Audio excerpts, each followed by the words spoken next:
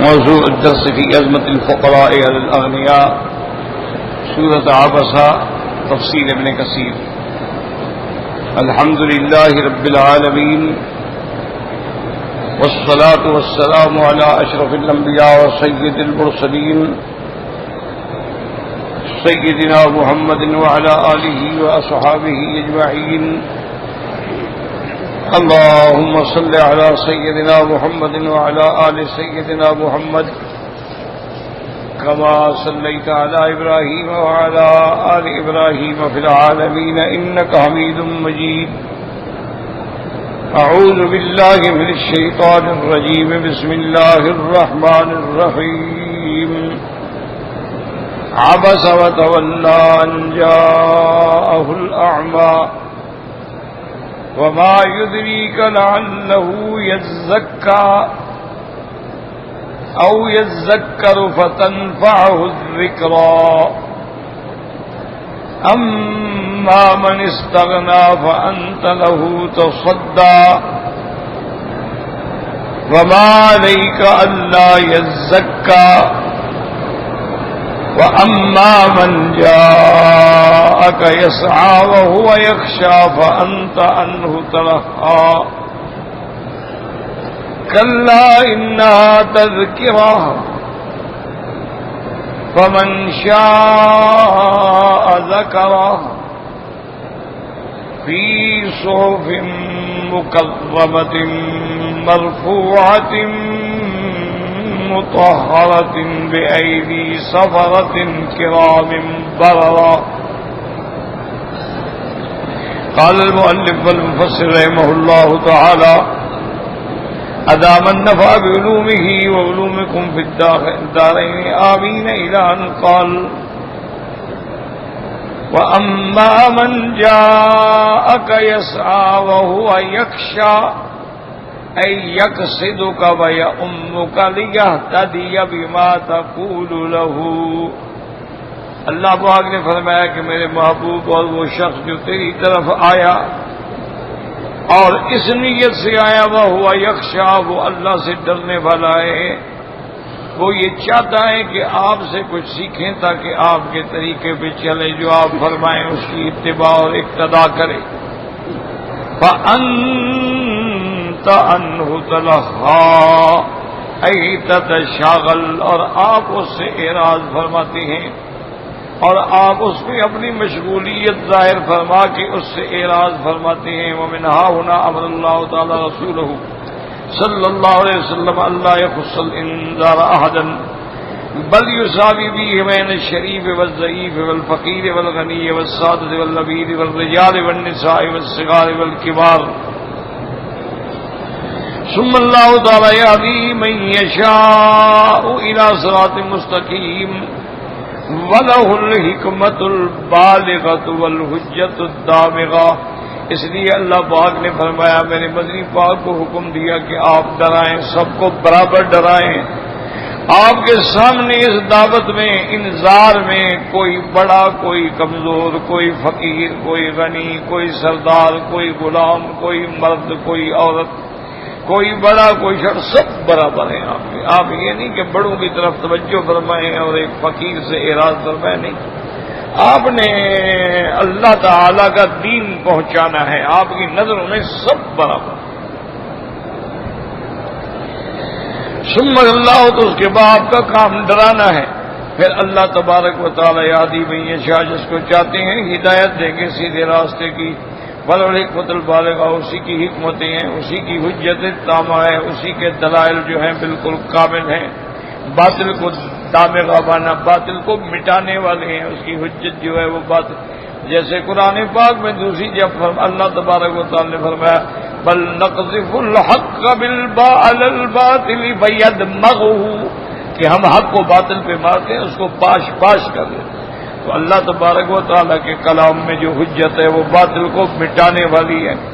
قال ابو حافظ ابو اعلی فی مسریت محمد بن مہدی حدثنا عبد الرزاق قال اخبرنا معمر بن قتادہ رضی اللہ تعالی عنہ قوله تبارک و تعالی عبس وتولى جاء ابن ام مکتوم الى النبي صلی اللہ علیہ وسلم يكلم ابي بن خلف فاعرض عنه فانزل الله عز وجل عبس وتولى أن جاءه الأعمى فقال النبي صلی اللہ علیہ وسلم يكرمه. اب اس روایت میں حضرت انس رضی اللہ تعالیٰ عنہ سے روایت ہے کہ جاء ابن ام مکتوم حضور کی طرف تشریف لائے اور آپ اس وقت ابی ابن خلف سے بات کر رہے تھے تاکہ اس کو اسلام کی دعوت دیں، لیکن آپ نے عبداللہ ابن ام مکتوم سے اعراض فرمایا. اللہ پاک نے قرآن پاک میں یہ تعدیب نازل فرمائی کہ عبس وتولی ان جاءہ الاعمی. اس آیت کے اترنے کے بعد فکان النبی صلی اللہ علیہ وسلم یکرم بعددار یکرم، اس کے بعد آپ اس کا بڑا ہی خیال فرماتے تھے، بڑا ہی تکریم فرماتے تھے، بلکہ جب آپ کو دیکھتے تو آپ فرماتے ہیں ھذا فیما آتبنی فیہ ربی عز وجل، یہ وہ بندہ ہے جس کی وجہ سے اللہ تبارک و تعالی نے میرے اوپر عتاب نازل فرمایا. قال قتادہ اخبرنی انس بن مالک قال رأیت یوم القادسیہ وعلیہ درع ومعه راية سوداء یعنی ابن ام مکتوم. حضرت قتادہ فرماتی ہیں کہ مجھے حضرت انس بن مالک نے خبر دی رضی اللہ تعالیٰ عنہ نے کہ یوم القادسیہ جنگ قادسیہ کے موقع پہ ہم نے دیکھا کہ عبداللہ ابن مکتوم جو ہیں باقاعدہ زرہ چڑھائے ہوئے ہیں اور اس کے ہاتھ کے اندر ایک سیاہ جھنڈا ہے جو اٹھائے ہوئے ہیں.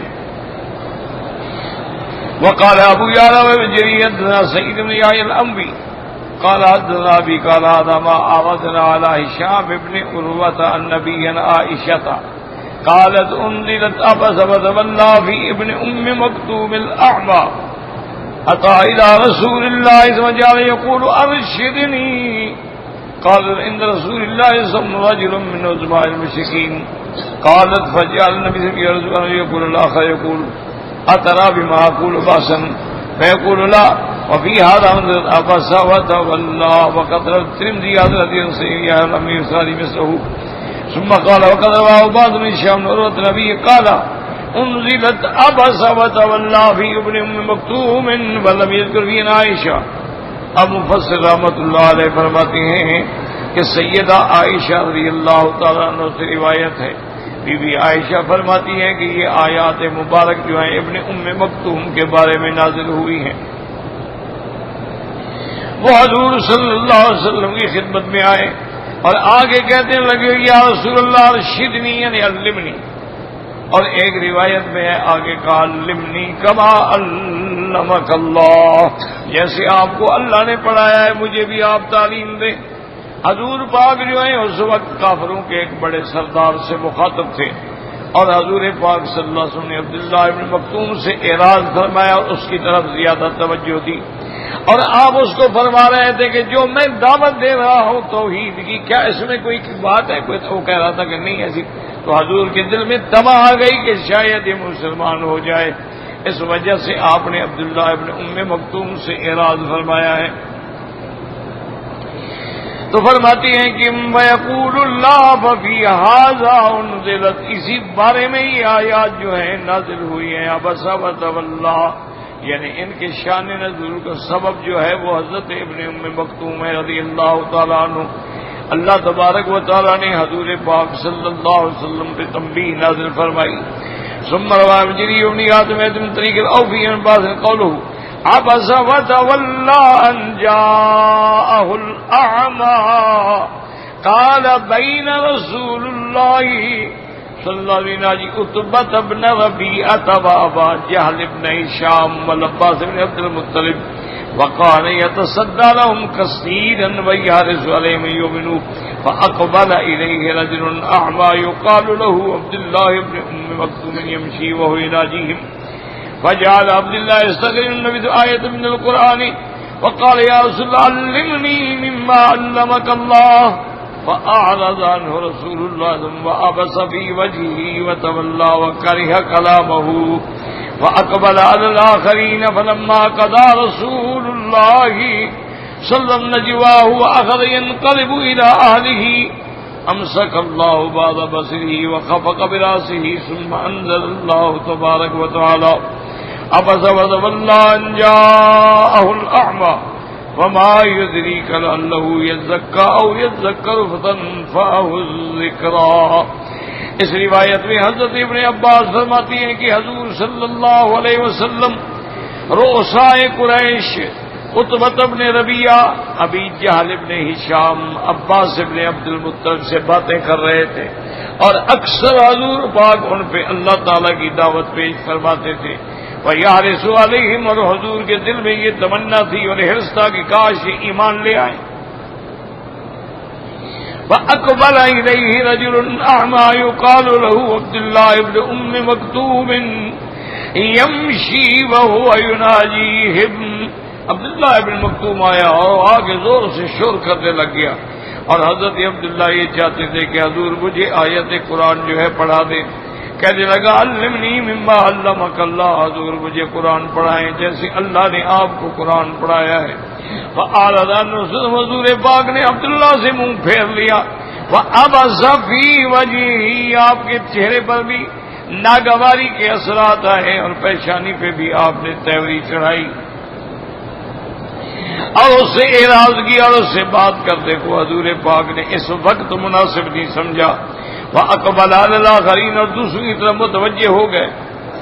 فَلَمَّا قَضَىٰ رَسُولُ اللَّهِ صَلَّى اللَّهُ عَلَيْهِ وسلم، اب جب حضور پاک کی بات چیت ختم ہو گئی اور ارادہ کیا کہ اپنے گھر کی طرف لوٹ جاؤں، تو اللہ تبارک و تعالیٰ کی طرف سے وحی نازل ہوئی، اور اس وحی کی وجہ سے آپ کی آنکھوں پہ بھی اثر ہوا اور آپ کا سر مبارک بھی جھک گیا، اور اس کے بعد یہ آیات نازل ہوئی۔ عَبَسَ وَتَوَلَّىٰ أَن جَاءَهُ الْأَعْمَىٰ وَمَا يُدْرِيكَ لَعَلَّهُ يَزَّكَّىٰ أَوْ يَذَّكَّرُ فَتَنفَعَهُ الذِّكْرَىٰ فَلَمَّا نَزَلَ فِيهِ مَا نَزَلَ رَسُولُ اللَّهِ صَلَّى اللَّهُ عَلَيْهِ وسلم وَكَلَّمَهُ وَقَالَ رَسُولُ اللَّهِ مَا حَاجَتُكَ هَلْ تُرِيدُ مِنْ شَيْءٍ فَإِذَا ذَهَبَ مِنْ عِنْدِهِ قَالَ لَكَ حَاجَةٌ فِي شَيْءٍ وَذَلِكَ لَمَّا أَنزَلَ اللَّهُ تَعَالَىٰ۔ اب مفسر فرماتی ہیں کہ جب یہ آیت اتری، حضور پاک اس کا احترام بھی فرماتی تھی اور آپ بات بھی فرماتے اور فرماتی ما حاجتوں کا، کیا تجھے کوئی کام ہے، کیا تم کچھ چاہتے ہو؟ اور وہ جب جاتے اس سے کہتے حل لک حاجۃ فی شیء اما من استغنا فانت له صدع وما عليك اللہ یزکا فی قرابۃ الملک وقت الم فی اسناد، اس کے سند کے اندر جو ہے قابل اعتراض راوی ہے۔ وقال ابن ابي حاتم حدثنا منصور الرمادي قال حدثنا عبد الله بن صالح قال حدثنا ليس قال حدثنا يونس بن شهاب قال قال سالم بن عبد الله بن عمر رضي الله تعالى عنهم يقول سمعت يقول إن بلالا يؤذن بليل فكلوا واشربوا حتى تسمعوا أذان ابن أم مكتوم وهو الأعمى الذي أنزل الله تعالى فيه عبس وتولى أن جاءه الأعمى وكان يؤذن مع بلال۔ حضرت عبداللہ بن فرماتی ہیں کہ میں نے خود حضور پاک سے سنا رمضان مبارک میں آپ فرماتے کہ ان بلالا یؤذن بلیل، حضرت بلال کی اذان رات میں ہوتی ہے، تہجد کے لیے ہوتی ہے۔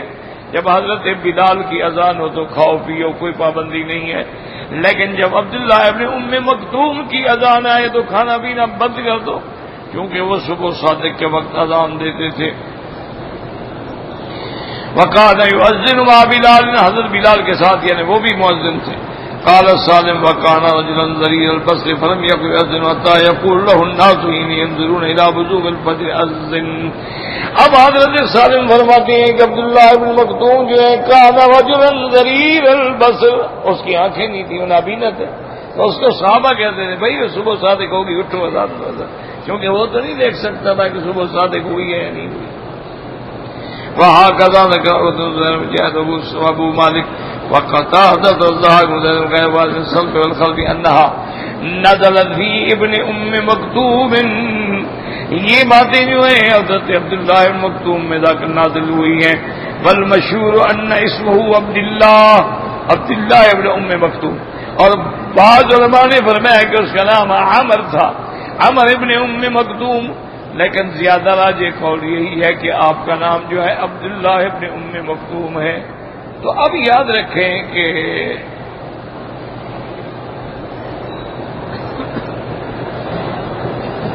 اس میں کوئی شک نہیں ہے کہ یہ آیات جو ہیں وہ حضرت عبداللہ ابن ام مکتوم کے بارے میں نازل۔ لیکن یہ مسئلہ بھی ساتھ سمجھ لیں کہ کبھی کبھی آیات جو ہیں وہ کسی خاص واقعے میں نازل ہوتی ہیں، جیسے عبداللہ ابن ام مکتوم کا واقعہ پیش آیا، اللہ نے قرآن نازل کر، لیکن یہ حکم صرف ان کے لیے نہیں ہوتا، یہ حکم جو ہے قیامت تک کے لیے ہے کہ العبرۃ بعموم اللفظ لا بخصوص السبب۔ ٹھیک ہے ایک واقعے میں آیت اتری ہے لیکن حکم عام کہ اگر آپ کے پاس کفار بیٹھے ہیں اور کوئی مومن آتا ہے، مخلص آتا ہے، دین پوچھنا چاہتا ہے، آپ اس کی طرف کرو، ان کو چھوڑ دو۔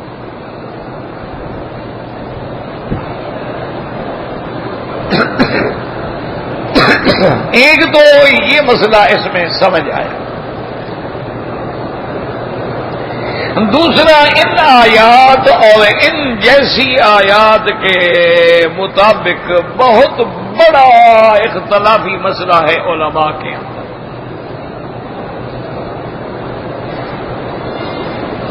پوری توجہ سے سمجھنے کی کوشش کریں۔ ایک ہوتا ہے اختلاف، اختلاف کوئی حرج نہیں ہوتا۔ ایک ہوتا ہے تفرق اور فرقہ بندی، یہ شریعت میں حرام ہے۔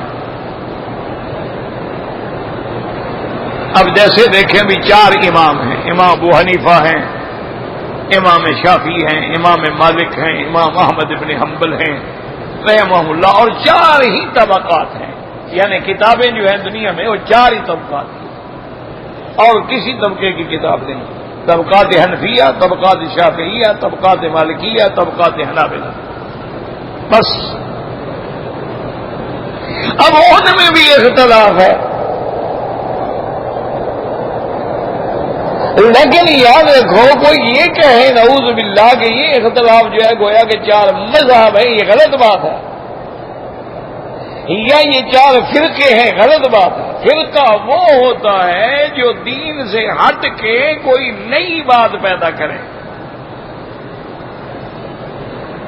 وہ فرقہ ہے۔ جیسے روافض ہیں، شیعہ ہیں، ایک نیا فرقہ، خوارج ہیں، ایک نیا فرقہ، قادیانیت ہے، یہ فرقہ ہے۔ یہ جو مذاہب 4 ہیں یا مسالک 4 ہیں، یہ تو راستے ہیں، یہ تو دین کے راستے ہیں، اور سب کا اصل اصول بنیاد ایک ہے، اللہ کا قرآن اور سنت محمد مصطفیٰ۔ اس میں تو اختلاف نہیں، اختلاف تو ہوتا ہے، اختلاف علمی تو صحابہ میں بھی تھا۔ اختلاف علمی میں دیکھا جائے تو صحابہ میں بھی اختلاف تھا، بی بی عائشہ کئی مسائل میں صحابہ کے مخالف ہیں، اسی طرح ائمہ میں بھی اختلاف ہے۔ ٹھنڈے دل سے دماغ میں رکھا کرو، یہی وجہ ہے نا کہ لوگ لڑا دیتے یار یہ کیا ہے، کوئی 4 دین بن گئے، نہیں، دین ایک ہے۔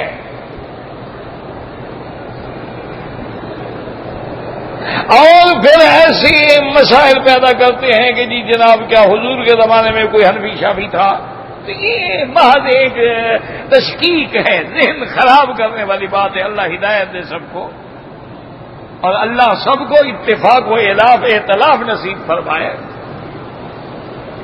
اس طرح تو کوئی یہ بھی آپ کو کہہ سکتا ہے جیسے منکر حدیث کہتے ہیں جی حضور کے زمانے میں بخاری شریف تھی، حضور کے زمانے میں مسلم شریف تھی، یہ جاہلانہ بات ہے۔ بھائی بخاری شریف کی کتاب نہیں تھی، لیکن بخاری میں جو حدیث ہیں وہ تو تھی نا، حدیث تو حضور پاک کی ہے نا۔ امام بخاری رحمت اللہ علیہ نے تو صحیح روایات کو جمع کر کے کتاب لکھ دی، لیکن حدیث کس کی ہے؟ تو حدیث تو حضور کی ہے۔ فقہ والوں نے اگر کسی مسئلے میں استنباط کر کے مسائل لکھ دیے ہیں، لیکن وہ حدیث کا حدیث تو حضور کی ہے، اسی سے مسئلہ استنباط ہوا ہے۔ اور اختلاف علمی جو ہے یہ کوئی ایسا نہیں ہوتا جب نعوذ باللہ کسی کو جھوٹا یا باطل قرار دینا نہ ہو، مقصود احقاق کے حق ہو، بھی حق کا مسئلہ تلاش کرنا۔ اب اسی مثلاً آپ الحمدللہ عمرے پہ آئے ہیں، دعا کریں اللہ سب کا عمرہ منظور فرمائے، سب کے طواف عبادات حاضری منظور فرمائے، اور اپنے گھر کے اور مدینے کے برکات و ثمرات سے نوازے، اور مسلمانوں کے خدا کرے کہ عقیدے درست ہو جائیں۔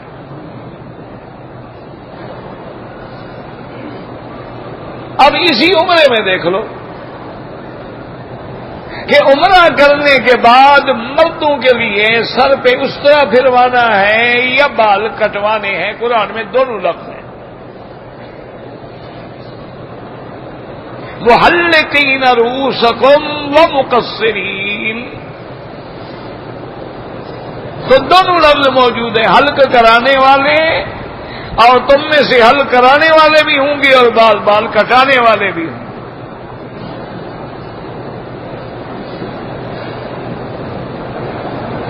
اب اللہ نے حلق کرانے والے لفظ کو پہلے ذکر فرمایا تو ثابت ہو گیا ابھی حلق افضل ہے، سب سے افضل یہ ہے کہ حج کرو یا عمرہ کرو تو سر پہ اس طرح پھرواؤ،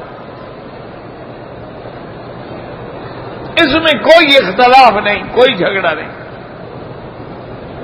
کہ تمام ائمہ کے نزدیک حلق افضل ہے۔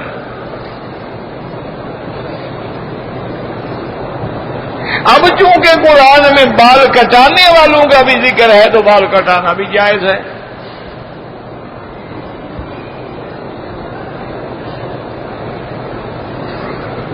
اب اس پہ علمی اختلاف پیدا ہو گیا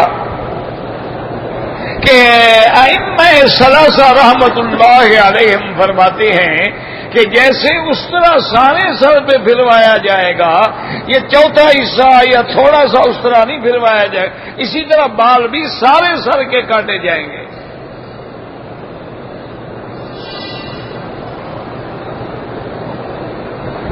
مسئلے کو اچھی طرح سمجھیں، اللہ کرے کوئی بات دماغ میں بیٹھ جائے۔ تو ائمہ ثلاثہ یہ فرماتے ہیں کہ بھئی قرآن کہتا ہے محلقین رؤوسکم ومقصرین، تو کیا تم سر سارا منڈواؤ گے یا آدھا یا چوتھا حصہ منڈواؤ گے؟ سارا منڈواؤ گے تو بال بھی سارے کٹاؤ۔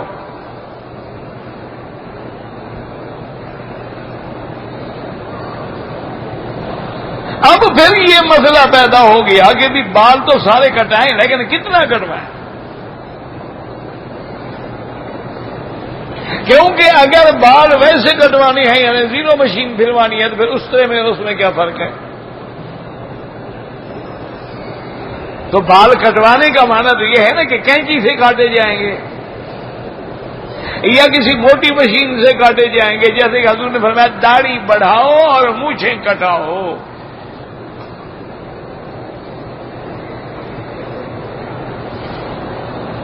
لیکن مونچھیں منڈوانے کا حکم نہیں، کٹوانے کا حکم ہے۔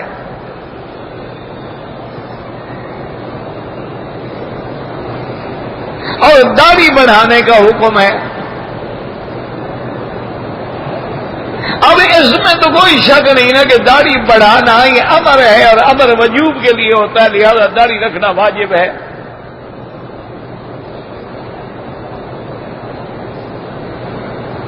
کبھی کبھی ایسا ہوتا ہے کہ امر وجوب کے لیے نہیں ہوتا، ندب کے لیے استحباب کے لیے ہوتا ہے، لیکن وہاں قرینہ ہوتا ہے۔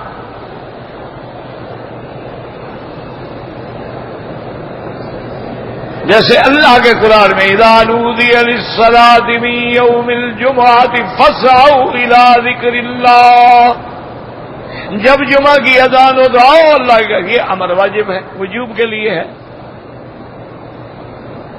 اور اسی کی صورت میں ہے کہ فَإِذَا قُضِيَتِ الصَّلَاةُ فَانتَشِرُوا فِي الْأَرْضِ وَابْتَغُوا مِن فَضْلِ اللَّهِ، جب نماز سے فارغ ہو جاؤ تو اٹھو جاؤ، یہ نہیں کہ وہیں ڈیر لگا کے بیٹھ جاؤ، جاؤ اللہ کا رزق تلاش کرو۔ تو اب یہ استحباب کے لیے ہے کہ وہ یہ واجب نہیں ہے کہ لازم جس نے جمعہ پڑھا ہر حال میں نکل جائے۔ ایک آدمی آتا ہے جمعہ پڑھ کے بیٹھ جاتے بھی عصر پڑھ کے جاؤں گا، ایک مسافر جمعہ بھی آتے ہیں وہ کہتے ہیں یار جمعہ پڑھ کے کہاں جائیں، کوئی گھر تو ہے نہیں، حرم میں بیٹھتے ہیں، عصر بھی پڑھیں گے، مغرب بھی پڑھیں گے، عشاء بھی پڑھیں گے، پھر ایک ہی دفعہ جائیں گے تو کوئی منع نہیں، بلکہ افضل ہے کہ اگر ایک نماز کے بعد دوسری نماز تک آدمی مسجد میں بیٹھا ہے تو اللہ فرماتے ہیں اپنے ملائکہ کو اس کو لکھو یہ نماز میں ہے. اللہ نماز نہیں فرمایا, نہیں نماز کے انتظار میں تو ہے نا, لہذا نماز پڑھ رہا ہے.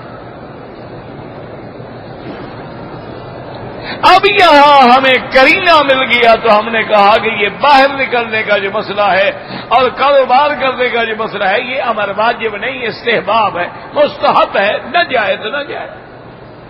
کرینہ مل گیا, ورنہ ہمیشہ امر جو ہے وجوب کے لیے ہوتا ہے.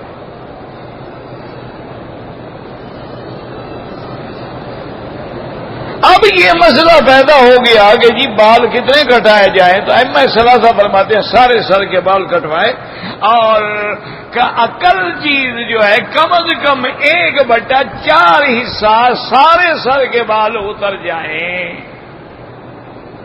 کیا مانا, مثلا اتنا بڑے بال ہیں, 4 انچ بال ہیں مثال کے طور تو 1 انچ سارے کٹوائے.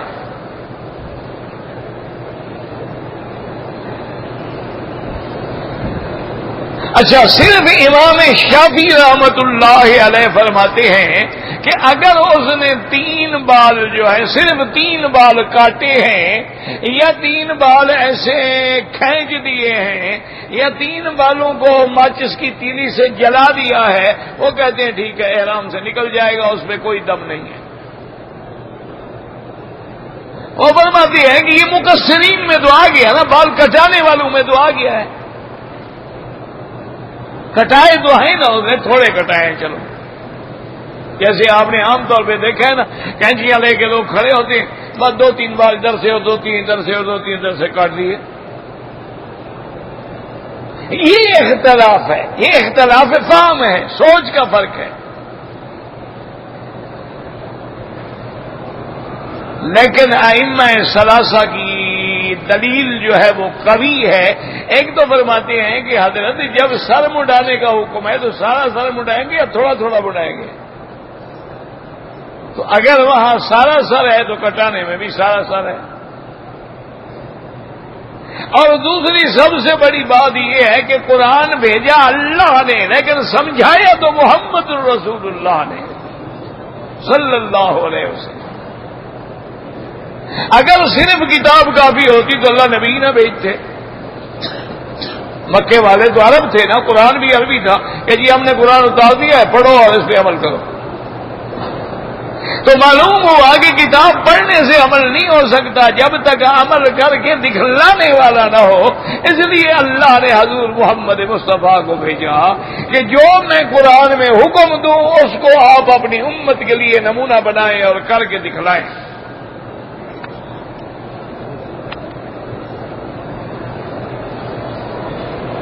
اسی لیے جب سیدہ عائشہ صدیقہ رضی اللہ عنہا سے پوچھا گیا کہ اما صفلی صفت رسول اللہ, حضور کے خلق کے بارے میں, عادات کے بارے میں, صفات کے بارے میں, سیرت کے بارے میں کچھ بیان فرمائیں. آپ نے فرمایا خدا کے بندے قرآن نہیں پڑھتے, انہوں نے کہا جی پڑھ کر. فرمایا خلق ہوا القرآن, حضور کا خلق تو قرآن ہے. یعنی کیا مانا؟ مانا یہ ہے کہ جو قرآن میں کال ہے وہ میرے مدنی کی صفات میں حال ہے. جو قرآن میں ہے وہی تو ہے جس سے حضور نے عمل کیا ہے. تو آپ نے خلق دیکھنا ہے, قرآن پڑھ لو.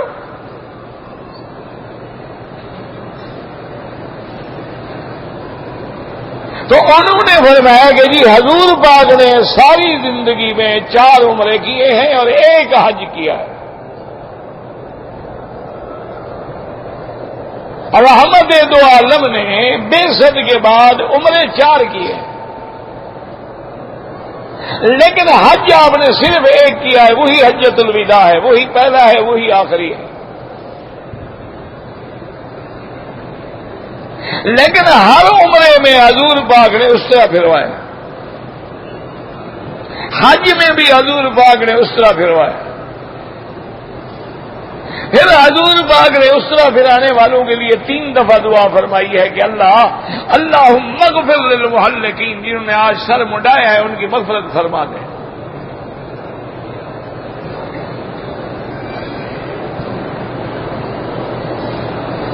اور آپ نے 1 دفعہ دعا کی ہے کہ اللہ جنہوں نے بال کٹوائے ہیں ان کی بھی مغفرت کر.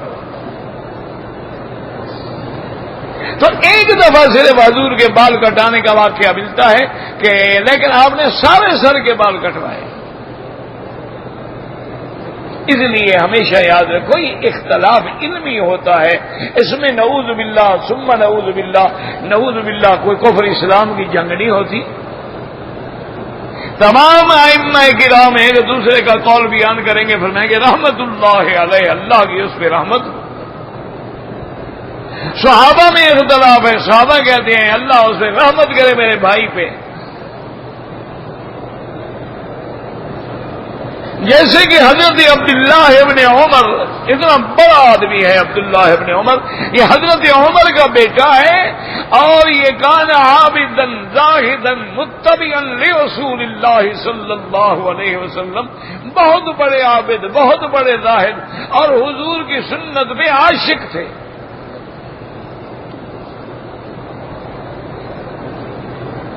تو ایک دن کسی نے پوچھا حضرت عبداللہ ابن عمر سے کہ حضور پاک نے کتنے عمرے کیے ہیں؟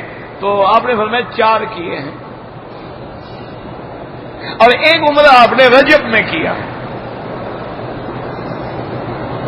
وہ پوچھنے والا چپ کر کے، ادب کا تقاضا یہی ہوتا ہے نا کہ کسی بڑے سے بات پوچھو اور اندازہ ہو تمہیں کہ بات تو صحیح نہیں ہے لیکن چپ کر جاؤ، ادب کرو، احترام کرو. وہ آدمی پھر بی بی عائشہ کا ساتھ ہی تو حجرت تھا. عبداللہ عمر باہر بیٹھے تھے، بی بی صاحبہ گھر کے اندر تھی، مسجد قریب یہی حجرت تو ہے جہاں حضور کا روضہ مبارک ہے. تو اس صحابی نے جا کے فوراً بی بی عائشہ سے پوچھا کہ امہات المومنین، آپ نے حضور پاک نے رحمت دو عالم نے، رحمت دو جہان نے، نے کتنے عمرے کیے ہیں؟ اور آپ نے کوئی عمرہ رجب میں بھی فرمایا ہے. تو بی بی عائشہ نے فرمایا اللہ عبداللہ ابن عمر پہ رحم کرے، حالانکہ ہر عمرے میں ساتھ تھا. فرمایا اللہ رحم کرے عبداللہ پہ، ہر عمرے میں تو خود ساتھ تھا حضور کے. کون سا عمرہ حضور نے رجب میں کیا ہے؟ سارے عمرے حضور کے دل قاعدہ میں ہیں. حضرت عبداللہ نے سنا تو چپ کر گئے، کیوں ان کو پتہ لگا کہ میں بھول گیا ہوں، بات تو بی بی عائشہ ٹھیک کہہ رہی ہے. اس لیے بی بی نے فرمایا ہر عمرے میں ساتھ تھا، اللہ رحمت کرے، نسیا، بھول گیا. تو اختلاف تو ہوتا ہے. اب سیدہ عائشہ یعنی صدیقہ بنت صدیق اور المبرات من السماء، جس کی عزت و عصمت کی حفاظت کی گواہی دینے والا خود خدا ہے، اتنی بڑی شان والی عورت ہے، اور جو محبوب ہے حبیب خدا ہے. حضور کی سب سے زیادہ محبت جو ہے وہ بی بی عائشہ سے تھی. بی بی عائشہ فرماتی ہے میں نے اگر برتن اٹھایا اور میں نے یوں پانی پیا تو حضور پاک پیالہ لے لیتے، جہاں میں نے ہونٹ رکھے تھے وہیں ہونٹ رکھ کے پانی پیتے. یہ مقام بی بی عائشہ کا ہے. ہمارے والد صاحب حضرت شیخ خیر محمد رحمت اللہ علیہ، اللہ ان کی قبر پہ رحمت فرمائے، کبھی کبھی خوش بیٹھے ہوتے نا تو کہتے مولوی مکی ایمان تو میرا یہی ہے، عقیدہ تو میرا یہی ہے کہ حضور کے بعد ابو بکر افضل ہے. یہ میرا عقیدہ ہے، میرا ایمان ہے، لیکن جو شان عائشہ کی ہے وہ ابو بکر کی کہاں ہو سکتی. کبھی کبھی خوش بیٹھے ہوتے نا تو اپنے وہ مزاج میں آ جاتے. کہہ رہے میرا عقیدہ یہی ہے کہ حضور کے بعد افضل بعد رسول اللہ الشیخین ابی بکر و عمر. یہ عقیدہ ہے اہل سنت والجماعت کا کہ حضور کے بعد افضل شیخین والمسح علی الخفین، اور موزے پہ مسح کرنا یہ اہل سنت کا عقیدہ ہے. اور میرا یہی عقیدہ ہے، لیکن جو بات عائشہ میں ہے وہ ابو بکر میں نہیں.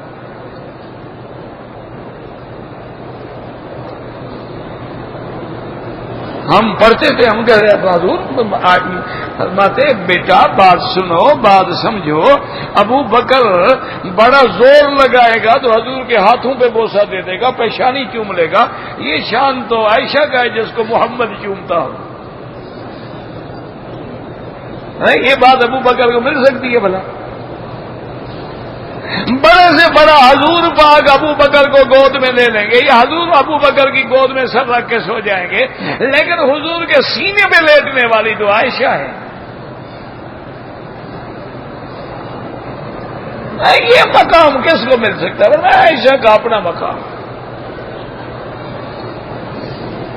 رضی اللہ تعالی عنہ وارضاہا۔ اب دیکھیں اتنے شان والی بی بی ہے، اتنے قریب ہے رسول اللہ کے، لیکن معراج کے بارے میں فرماتی ہیں کہ جو کہتے ہیں کہ حضور پاک کو معراج جو ہوا ہے وہ روح مال جسد، یعنی جسد کے ساتھ اور جاگتے ہوئے اور پورے روح جسد کے ساتھ ہوا ہے، فرماتے کہ بالکل نہیں ہے۔ ما فقط تو جسد رسول اللہ انفراشی، فرماتے کیسے کہتے ہو حضور معراج پہ گئے ہیں؟ خدا کی قسم میرے بستر سے تو حضور ایک منٹ کے لیے جدا نہیں ہوئے، تو معراج پہ کیسے کہتے؟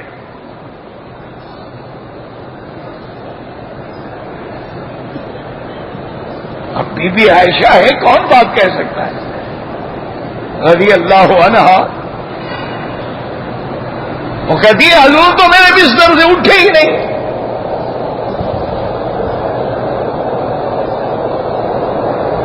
لیکن بڑے بڑے صحابہ، اجلہ صحابہ، مفسرین صحابہ، محدثین صحابہ، سب کا یہ عقیدہ ہے، اور سلفن و خلفن علماء اہل سنت کا بھی یہ عقیدہ ہے کہ حضور کو معراج جاگتے ہوئے ہوا ہے اور روح مال جسد ہوا ہے، حضور اسی بدن کے ساتھ اوپر گئے۔ یہ روحانی معراج نہیں ہے جیسے بی بی عائشہ سمجھ رہی ہے کہ آپ کی روح مبارک گئی ہو تو ٹھیک ہے، ورنہ حضور تو میرے بستر پہ تھے۔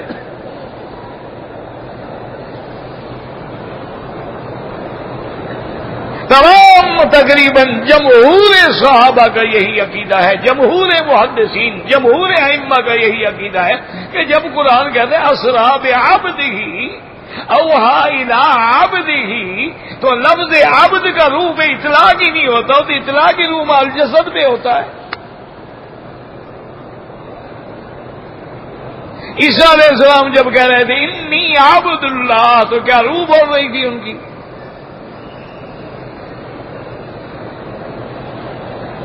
لما کان عبد اللہ نعم العبد انہ اواب، عباد الرحمن الذین یمشون علی الارض ہونا۔ تو عبد کا اطلاق ہی تب ہوتا ہے کہ روح اور جسد ہو، تو حضور کو حقیقی اور روحانی نہیں جسمانی معراج ہوا۔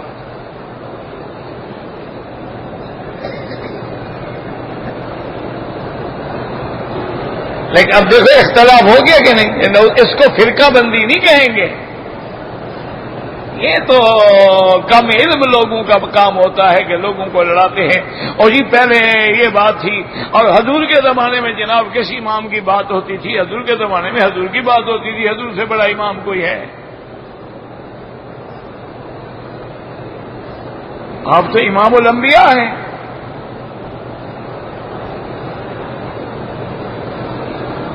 لیکن محدثین نے یار اس کو پتہ نہیں کیا مصیبت ہے، اللہ معاف کرے، انا للہ و انا الیہ راجعون۔ اور کیا کہہ سکتے ہیں؟ اب یہ سپیکر پہ انا للہ پڑھیں اور کیا کہیں؟ کیوں انا للہ کا حکم ہے کہ ہر پریشانی میں پڑھا جائے، یہ نہیں ہے کہ موت پہ پڑھو۔ حضور نے فرمایا کانٹا بھی لگ جائے تو پڑھو، حضور نے فرمایا کوئی چیز گر جائے تو پڑھو، کوئی چیز رکھ کے بھول گئے اور ڈھونڈ رہے ہو تو پڑھو۔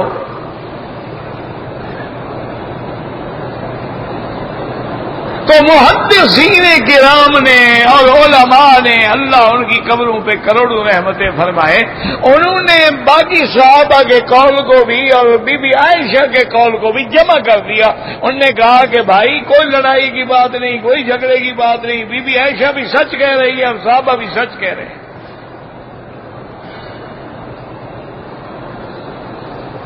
اچھا خدا کی شان دیکھو، حضرت امیر معاویہ رضی اللہ تعالیٰ اتنا بڑا جلیل القدر صحابی، کاتب رسول اللہ، حضور کا کاتب ہے، وہ بھی قائل تھے، وہ کہتے تھے نہیں آپ کا روحانی معراج تھا، جسمانی نہیں۔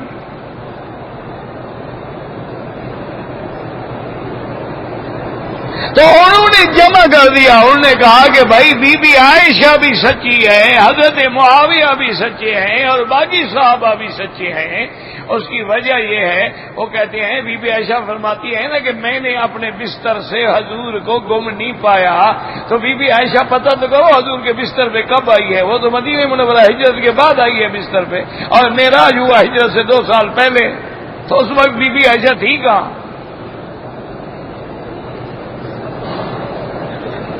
مسئلہ سمجھ آ رہا ہے کہ نہیں سمجھ آ رہا ہے؟ اللہ کرے آ جائے۔ کیوں آج کل حالات یہی ہے نا کہ لوگوں کو ایک تو جب کوئی جھوٹے قصے سنائے جائے نا وہ بڑے سمجھ آتے ہیں۔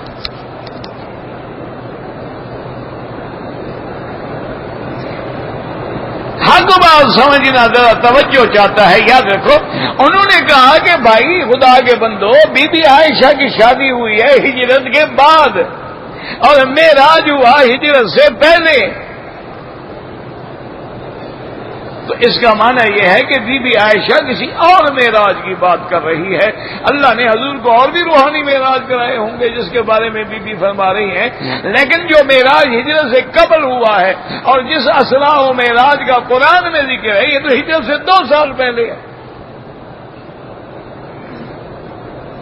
انہوں نے کہا حضرت معاویہ بیچارے سچ کہتے ہیں رضی اللہ عنہ کہ حضرت معاویہ اسلام لائے فتح مکہ پہ، جب مکہ فتح ہوا حضرت معاویہ پھر اسلام لائے اور معراج ہوا ہجرت سے بھی پہلے، وہ تو اس زمانے میں ابھی اسلام بھی نہیں لائے تھے۔ تو لہذا دونوں کے قول جو ہے وہ جمع ہو گئے۔ اسی لیے علماء فرماتے ہیں کہ بھائی ائمہ اربعہ کے نزدیک بھی عمرے کے بعد حلق کرانا افضل ہے، سر منڈانا افضل ہے، اور بال کترواؤ تو جائز ہے لیکن سارے سر کے بال کٹاؤ۔ باقی جو امام شافعی نے فرمایا وہ کہتے ہیں ان کا مقصد یہ ہے کہ اگر کسی نے بال تھوڑے کٹوائے ہیں احرام سے نکل جائے گا دم نہیں پڑے گی، ورنہ ان کے نزدیک بھی ہے کہ سارے بال کٹاؤ۔ وہ کہتے ہیں اگر کسی نے تھوڑے سے بال کٹا لیے کپڑے پہن لیے دم نہیں پڑے گی۔ یار اس کو کیا مصیبت ہے، کیا کریں آپ؟ اس کا کوئی حل ہے؟ کوئی جن ہوتا ہے اس کو کوئی؟ اسی وائرنگ میں کچھ فرق ہے۔ تو اس لیے ہمیشہ یاد رکھیں کہ اختلاف جو ہوتا ہے یہ تو اختلاف علم کا اختلاف، فہم کا اختلاف، یہ فرقہ بندی نہیں ہوتی۔ ہمیشہ یاد رکھو فرقہ وہ ہے جو دین حق کو چھوڑ کے باطل کا رستہ دکھلا ہے، وہ فرقہ ہے۔ صحابہ کے مخالف آ گئے فرقہ ہے، اہل بیت کے مخالف پیدا ہو گئے فرقہ ہے، حضور کی ختم نبوت کے منکر پیدا ہو گئے فرقہ، وہ فرقے ہیں۔ یہ تو 4 راستے ہیں، جیسے آپ حرم میں آتے ہیں کوئی اس دروازے سے آ رہا ہے، کوئی اس دروازے سے آ رہا ہے، کوئی اس دروازے سے آ رہا ہے، لیکن سب کا مقصد جو ہے وہ اللہ کا کعبہ ہے۔ تو اس لیے ہمیشہ یاد رکھیں۔ اب جو میں نے اصل مسئلہ بیان کرتا ہوں یہ تھا کہ اس مسئلے میں ایک تو اتفاق ہو گیا نا جی کہ یہ آیت نازل ہوئی عبداللہ ابن مکتوم کے بارے میں، بس یہ تو اتفاق۔ اب مسئلہ یہ پیدا ہوا کہ کیا انبیاء پر گناہ انبیاء سے ہو سکتا ہے یا نہیں ہو سکتا؟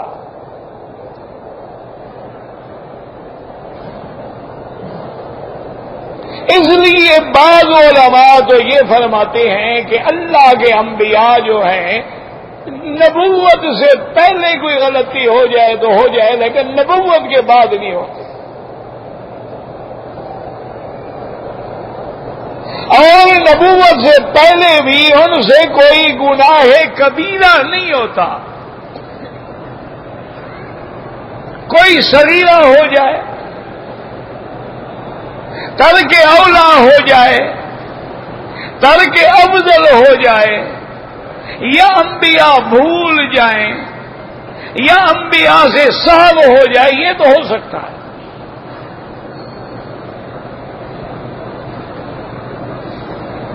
وہ کہتی ہے بھی یعنی ترک صغیرہ ہو سکتا ہے، ترک افضل ہو سکتا ہے، اور وہ کیوں کہتی ہے؟ ان کے سامنے یہی آیات آ جاتی ہے کہ دیکھو جی اگر حضرت عبداللہ ابن ام مکتوم کے بارے میں حضور پاک نے کوئی غلطی نہیں فرمائی تو اللہ نے تنبیہ کیوں نازل فرمائی؟ مانا یہ ہے کہ غلطی تو ہوئی نا.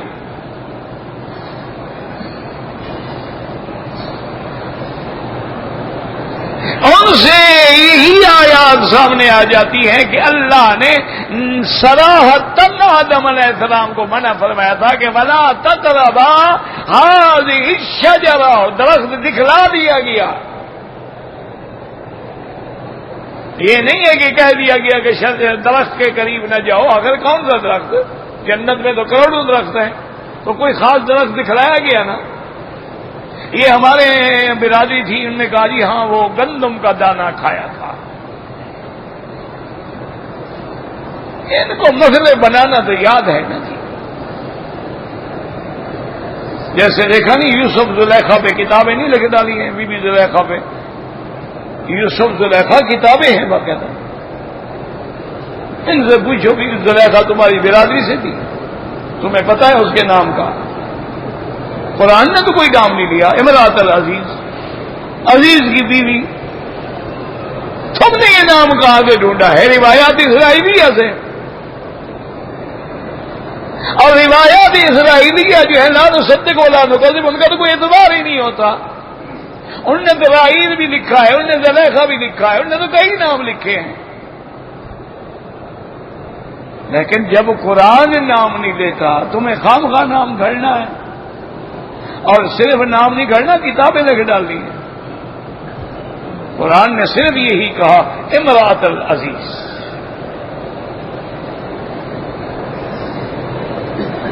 عزیز کی بیوی. واہ میرا مولا، اللہ اس پہ بھی پردہ ڈال رہے ہیں. نام لیتے تو قیامت تک نام آ جاتا نا کہ فلاں عورت نے یہ کیا تھا. مولا تیرا کرم ہے، ہم پر بھی پردہ ڈال دینا بس، رحمت کر. پردہ نہ ہٹانا، ورنہ گناہ ہی گناہ ہے، آپ تو جانتے ہیں.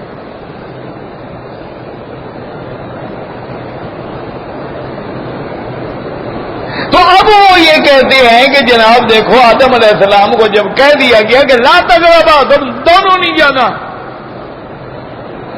صرف ایک کو بھی حکم نہیں دیا. ایک کو حکم ہوتا کہتے اللہ میاں میں نے تو نہیں کھایا، وہ ہوا لے آئی تھی تو پھر میں نے تو ہوا سے لے لیا. لا تقربا، اس کے بالکل دونوں قریب نہ جا. اور کتنا سخت لفظ ہے، ولا تقربا فتکونا من الظالمین. پھر تم اپنی جانوں پہ ظلم کرنے والے ہوگے. حالانکہ یہ لفظ ظالمین کافروں کے لیے بھی آتا ہے. ان الشرک لظلم عظیم. وما ظلمناہم ولکن کانوا انفسہم یظلمون.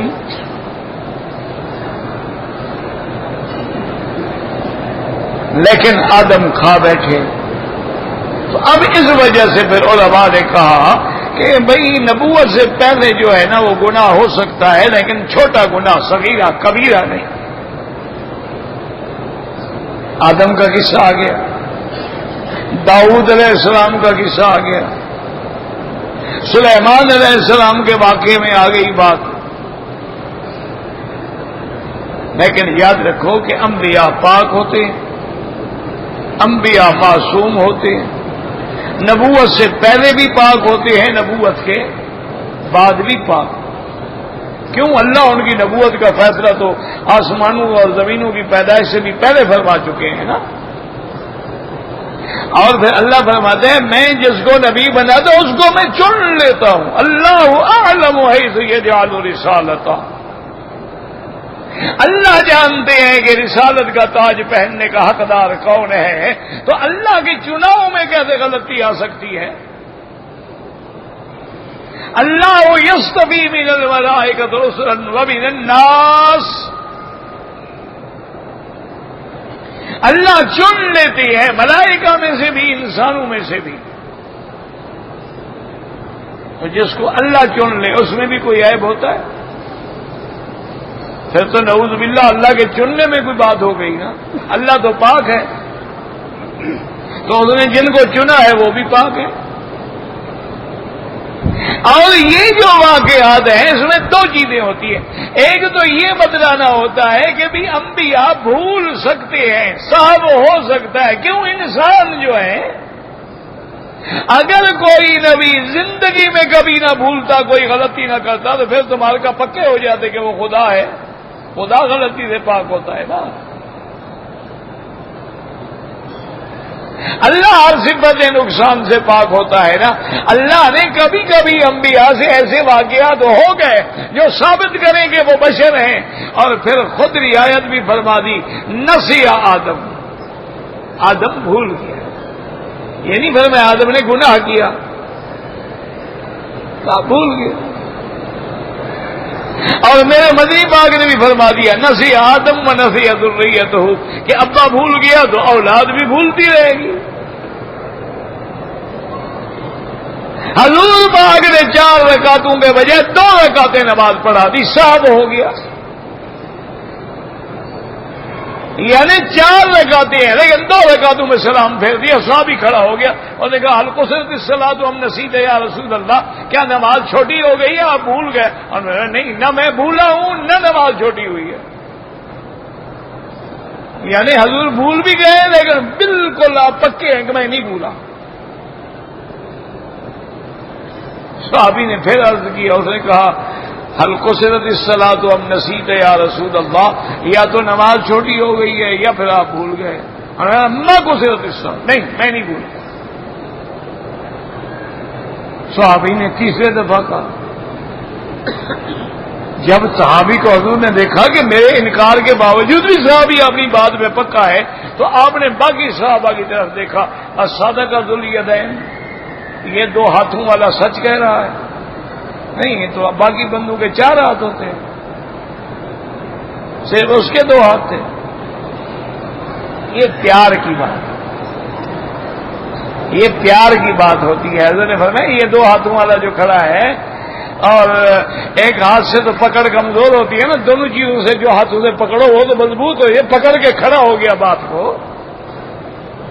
صدق ذو الیدین، یہ سچ کیوں نے کہا؟ نام یا رسول اللہ، کہہ تو سچ رہا. آپ نے پھر 2 رکعتیں پڑھائی تو صاحب ہو سکتا ہے، ترک اولا ہو سکتا ہے، ترک افضل ہو سکتا ہے. اور یہ بھی اس لیے تاکہ دلیل رہے بشریت انبیاء. اس لیے علماء فرماتی ہیں کہ بھئی یہ غلطی نہیں ہے. حضور پاک کا ایک فکر تھا کہ بھئی یہ بڑے کافر جو ہیں مسلمان ہو جائیں تو اسلام جلدی پھیل جائے گا، اس وجہ سے آپ نے اعراض فرما لیا. لیکن اللہ کو پسند نہیں آیا کہ آپ کو چاہیے تھا کہ آپ فقیر کو مقدم کرتے. اور یہاں سے یہ سبق ملتا ہے کہ اگر اغنیاء ہیں اور فقراء ہیں تو آپ فقراء کو مقدم رکھا کریں، کیونکہ اللہ بھی جنت میں فقراء کو سب سے پہلے داخل فرمائیں گے. اس لیے حضور کی دعا بھی ہے اللہم احینی مسکینا وامتنی مسکینا واحشرنی فی زمرۃ المساکین، او کما قال النبی صلی اللہ علیہ وسلم، واللہ اعلم. اللهم صل على سيدنا محمد وعلى آل سيدنا محمد كما صليت على إبراهيم وعلى آل إبراهيم في العالمين إنك حميد مجيد. بسم الله ما شاء الله لا قوة إلا بالله، ما شاء الله لا يصرف السوء إلا الله، ما شاء الله لا يسوق الخير إلا الله، ما شاء الله ما كان من نعمة فمن الله، ما شاء الله لا حول ولا قوة إلا بالله، لا حول ولا قوة إلا بالله العلي العظيم، لا ملجأ ولا منجا منه إلا إليه، لا حول ولا قوة إلا بالله العلي العظيم، لا ملجأ ولا منجا منك إلا إليك، لا إله إلا أنت سبحانك إنا كنا من الظالمين، لا إله إلا أنت سبحانك إنا كنا من الظالمين، لا إله إلا أنت سبحانك إنا كنا من الظالمين. اللهم فرج هم المهمومين، نفس كرب المكروبين، واقض الدين عن المدينين، واشفنا واشف مرضانا ومرضى المسلمين. اللهم لا تجعلنا من القانتين، اللهم لا تجعلنا مضغة للمارغين، اللهم لا تجعلنا عقرة للآكلين، اللهم لا تجعلنا فتنة للقوم الظالمين. اللهم انصر الإسلام والمسلمين، اللهم احفظ سائر بلاد المسلمين، وهذا البلد الامین واجعل آمنا مطمئنا سخاء رخاء الى یوم الدین. یا اللہ بیماروں کو شفا عطا فرما، یا اللہ بے حیاؤں کو حیا عطا فرما، بے دینوں کو دین عطا فرما، بے اولادوں کو اولاد عطا فرما، قرض داروں کے قرض عطا فرما، بے روزگاروں کو روزگار عطا فرما، تمام آنے والوں کی حاضری منظور و مقبول فرما. یا الہ العالمین تمام عالم اسلام پہ اپنی رحمت نازل فرما. یا اللہ مسلمان جس ملک میں ہیں، بر میں ہیں، بحر میں ہیں، ہوا میں ہیں، فضا میں ہیں، ان سب کی جان مال آبرو عزت کی حفاظت فرما. یا اللہ دین کے کام کرنے والوں کی حفاظت فرما، قدم قدم پہ نصرت فرما، قدم قدم پہ حفاظت فرما. جو تیرے دین پر شہید ہو گئے ان کے مرتبے اور درجات بلند فرما. ربنا آتنا فی الدنیا حسنۃ وفی الآخرۃ حسنۃ وقنا عذاب النار. صلی اللہ تعالی علی خیر خلقہ سیدنا محمد وعلی آلہ وصحبہ اجمعین. اللهم صل علی سیدنا محمد وعلی آل سیدنا محمد وبارک وسلم.